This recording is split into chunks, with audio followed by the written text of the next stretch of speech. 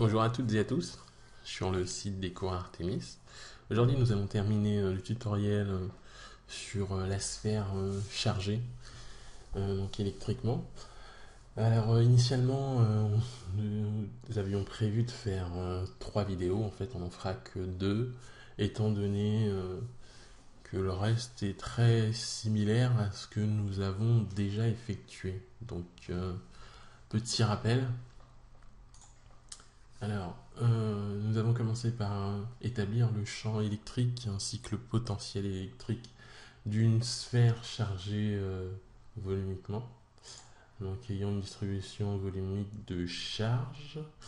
Alors, donc voilà, donc il fallait raisonner à partir de coordonnées sphériques et à l'aide de symétrie établir les variables qui interviennent dans l'expression du champ électrique ainsi que les composantes. Donc, pour ce qui est d'une distribution de charge surfacique, l'ensemble de ce raisonnement est maintenu.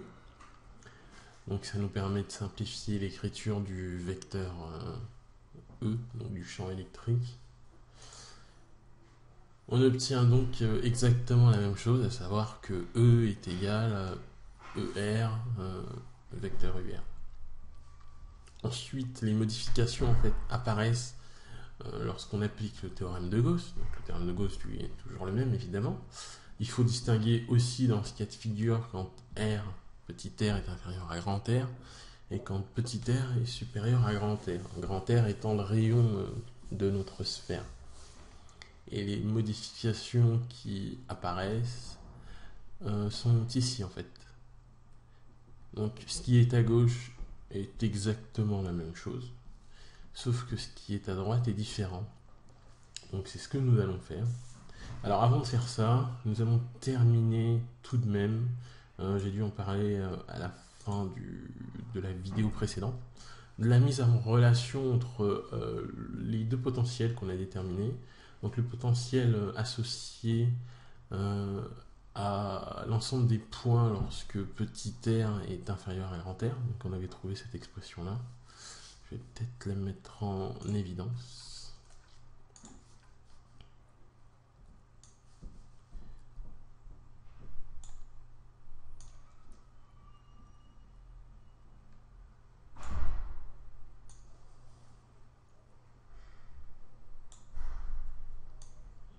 Voilà.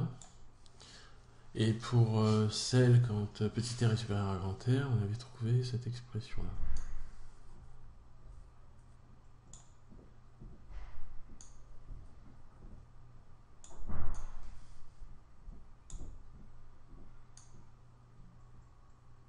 Voilà.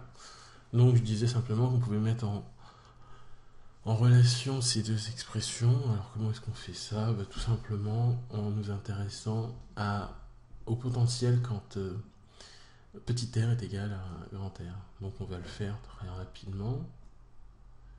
On va rajouter une page. Donc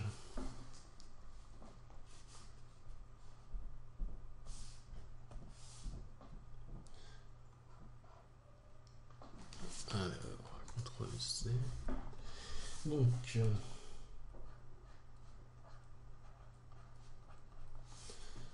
on va juste vérifier. Alors, pour le premier, on a rho sur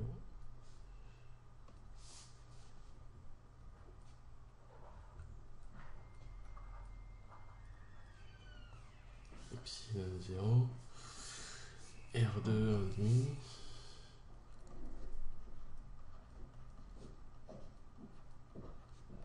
plus C1. Et pour l'autre, on a VR égale cette fois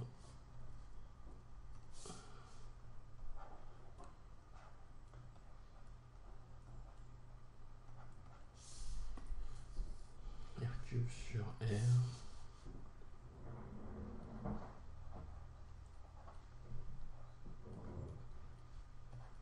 plus C2. Alors je vérifie tout simplement. Ok. Donc Si on remplace petit r par grand R, on obtient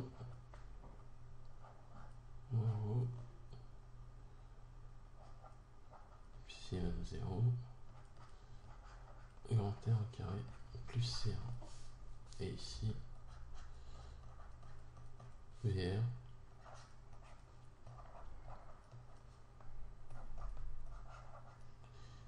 R2 plus C2. Donc ces deux potentiels. Alors, j'ai pas remis.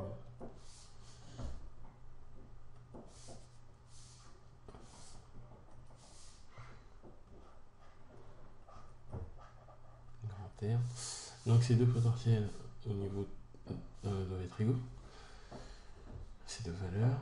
Donc on doit avoir en gros si epsilon 0 fois R2 plus C1 qui est égal à ρ sur 3 epsilon 0 fois R2 plus C2. Donc on peut exprimer par exemple C1 en fonction de C2. Donc C1 égale C2 plus 1 ρ 3 epsilon 0 R2 plus en haut si epsilon 0 R2. Donc C1 égale C2 plus, je peux mettre ρ 3 epsilon 0 fois R2 en facteur. Donc ça donne 1 plus 1 demi. Et donc C1 égale C2 plus ρ 3 epsilon 0 R2 fois 3 demi. Donc on peut simplifier le 3 qui est là, ainsi que celui-là. J'obtiens C1 égale C2 plus ρ sur 2 epsilon 0 fois R2. Voilà, donc je vais simplement exprimer C1 en fonction de C2. Et donc je peux remplacer ça ici. Et ce qui permet d'exprimer tout simplement les deux potentiels en fonction d'une seule constante. Donc voilà, donc c'était ce que je voulais rajouter. Donc maintenant on va passer à la distribution surfacique. Donc je disais tout simplement que pour la distribution surfacique, l'ensemble du raisonnement est identique jusqu'au théorème de Gauss. Le calcul de gauche ne change pas. Donc ce calcul d'intégrale, on obtient 4pi, est exactement le même. En fait, il faut repartir à partir d'ici. Donc c'est ce qu'on va faire. Je vais juste préciser qui c'est pour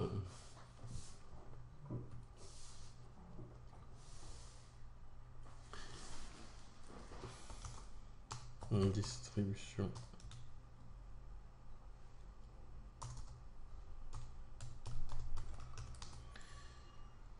surfacique.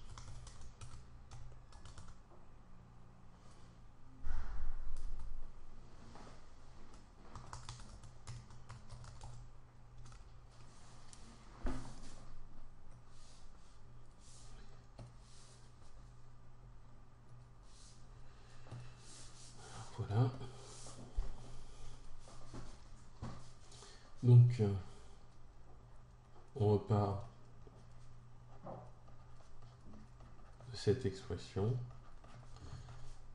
C'est égal à Q intérieur sur epsilon 0. Donc, le premier cas, c'est quand petit r est inférieur à grand R.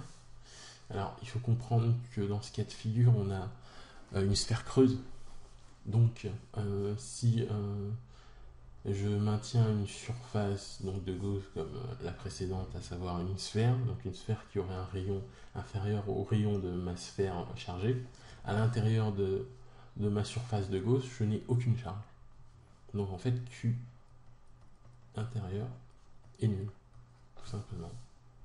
Donc ça veut dire que j'obtiens, alors je vais peut-être le marquer ici, Q intérieur égale 0.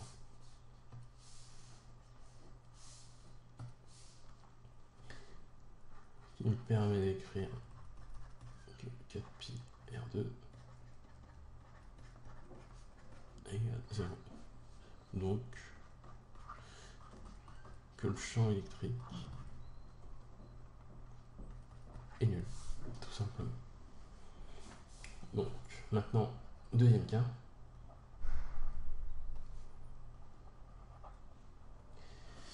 On va réécrire ça. Donc, deuxième cas, petit r est supérieur à grand R. Donc, dans ce cas-là, Q intérieur, puisque c'est celui qui nous intéresse, va être égal à la distribution, va être égal à sigma fois, alors sigma, c'est la densité de charge par unité de surface. Donc c'est en coulomb par mètre carré. Donc ça va être multiplié par la surface de ma sphère chargée. Et dans ce cas-là, c'est tout simplement 4pi r carré.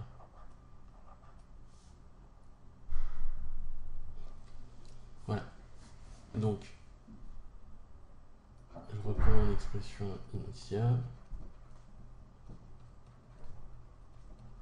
À savoir 4pi r carré ER qui va être égal à sigma fois 4pi r carré. Tout ça sur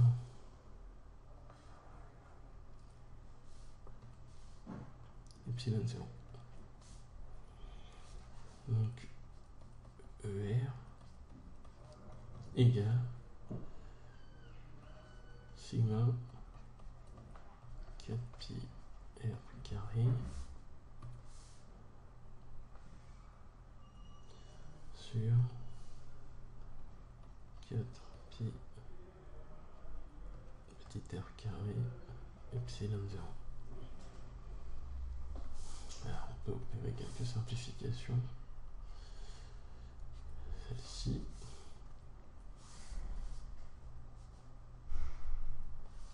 On obtient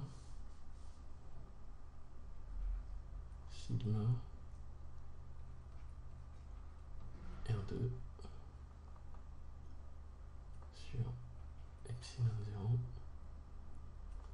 Et là, je peux mettre petit r carré. Donc voilà l'expression du champ électrique quand petit r est supérieur à grand R. Ok. Alors, à partir de là, on peut établir le potentiel associé à chacun des deux cas. Donc,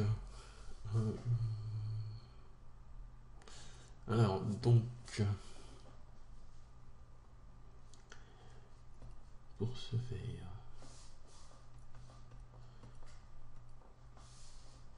une page. Donc, on rappelle que E est égal à moins grade de V. Donc ici, puisque ça ne dépend que de R, moins dV sur dr. Donc dans le premier cas, on a trouvé que le champ électrique était nul. Donc c'est tout simplement égal à 0. Donc ici c'est pour R inférieur à grand R.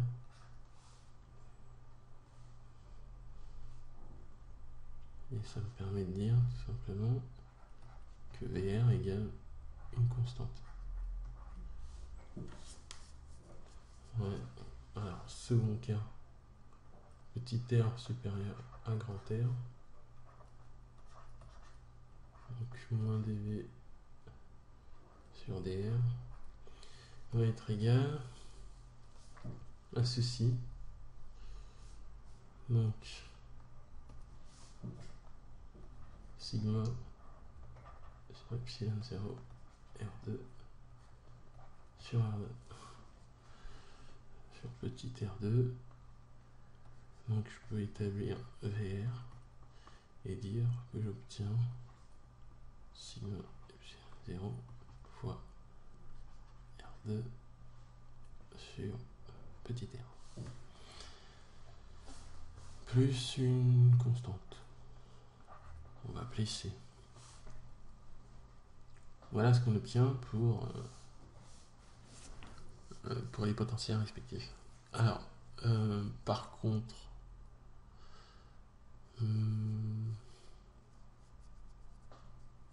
on peut faire aussi comme précédemment, à savoir mettre en relation ces deux potentiels. Donc on va s'intéresser, alors celui-là je vais peut-être appeler C1'. Ouais, je vais faire ça.